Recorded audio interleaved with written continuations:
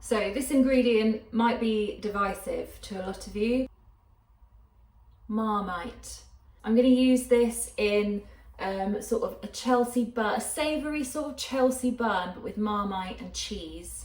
I have been wanting to make Chelsea buns for a little while, and then at the weekend I went to a bakery and had a pastry swirl with Marmite and cheese in the middle, and I thought, I'm going to put those two together. I know it's been done before, this probably isn't a new idea, but that's what I'm going to do today. If you don't like Marmite, this might not be for you. However, there are some things that you could put in instead of Marmite.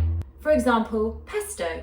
So if you want to make a pesto and cheese swirl, then follow all of the recipe and just swap out the Marmite.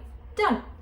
I'm going to use my mixer today, but you can do this by hand. 250 grams of strong white bread flour, and then on one side of the bowl I've got 20 grams of sugar, so caster sugar, and 1 teaspoon of salt, just usual table salt, and then on the other side of the bowl I've got 7 grams of instant yeast.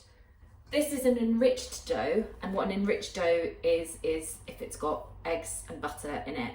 And don't worry about it having sugar in, that just means that you've got a lovely soft bread dough. It won't really make it sweet at all. So any soft bread that you buy in the shop has got sugar in it, if you didn't know.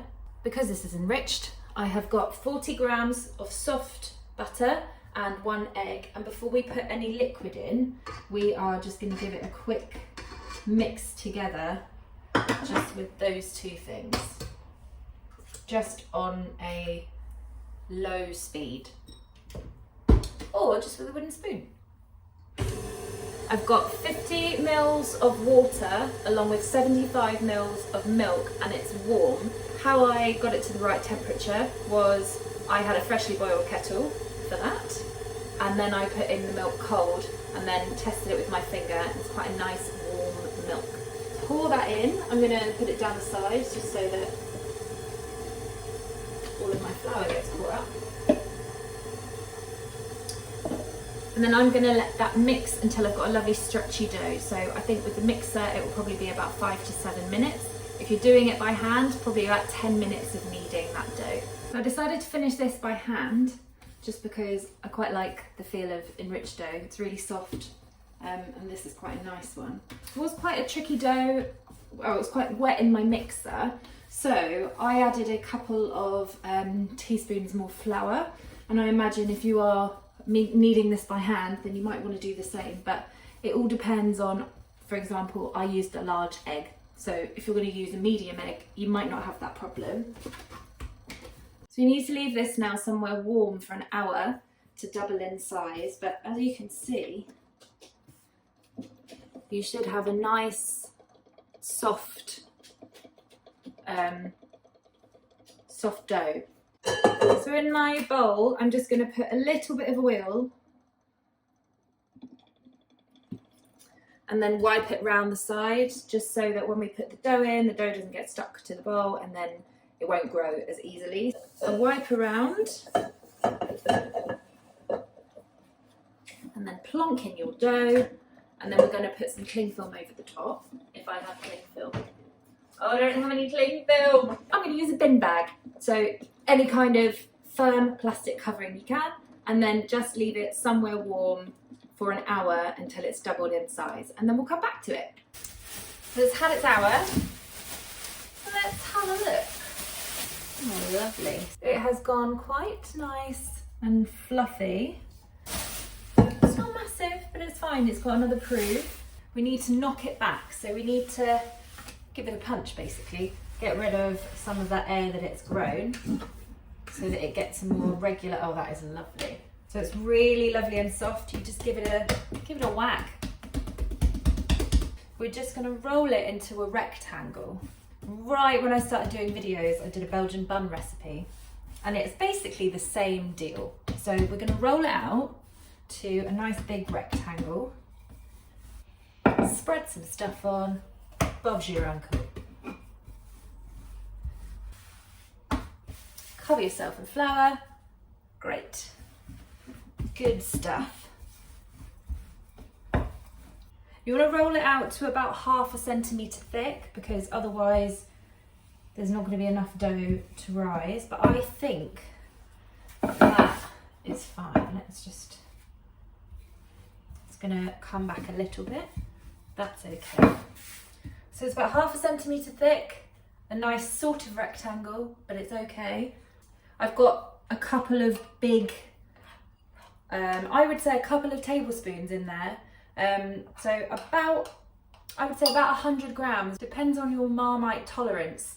You might want loads. You might not want very much at all. Pour it. Oh yeah. I will never understand if you don't like this stuff. I don't get it.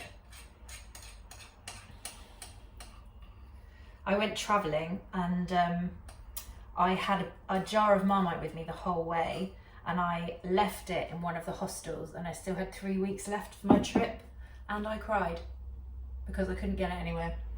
If you've got a microwave, you could just zap it in the microwave for 10 seconds.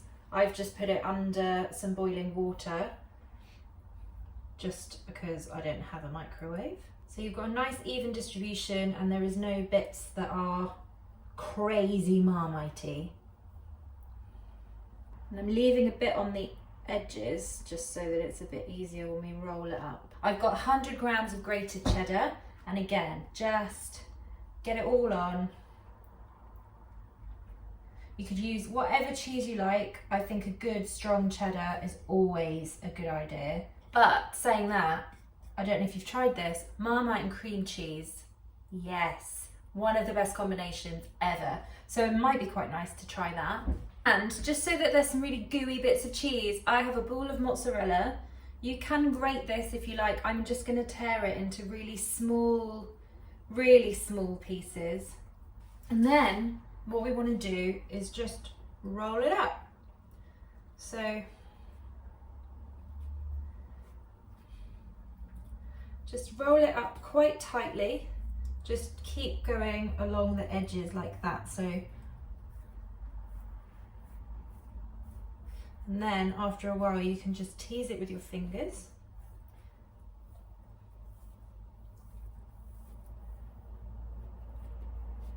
And then press down on the edges like that, just so that it's nice and secure. I've just got a square cake tin. I think it's a 9-inch cake tin square. So I've lined that really roughly with greaseproof paper. And what we're going to do is start cutting these. I'm going to chop the ends off. Half the log, oh my god, and then half again, and then cut each bit into 3. Hopefully you have a better knife than I do. And then just put them neatly into your square tin. So I fit 9 of them, in this tin.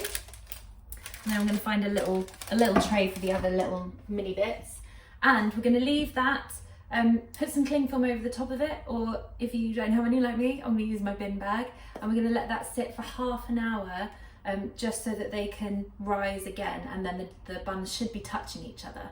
So in that half an hour, about 20 minutes before the end, so in 10 minutes time, preheat your oven to 200 degrees Celsius, and then also the warmth of that oven will help your buns to rise.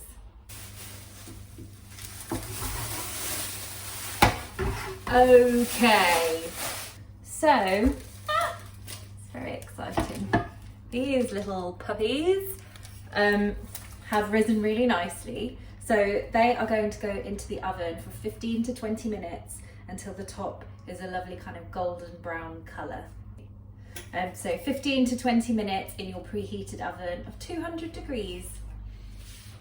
They've come out of the oven, and I think this might be one of my favourite things already that I've baked, and I might want to make these again all the time. I just want to show you. I mean, I am very happy. I'm very pleased.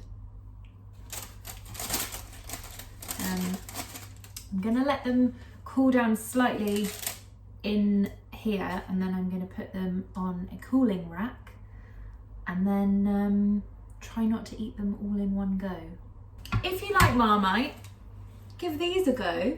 Cheesy Marmite, soft buns, yum.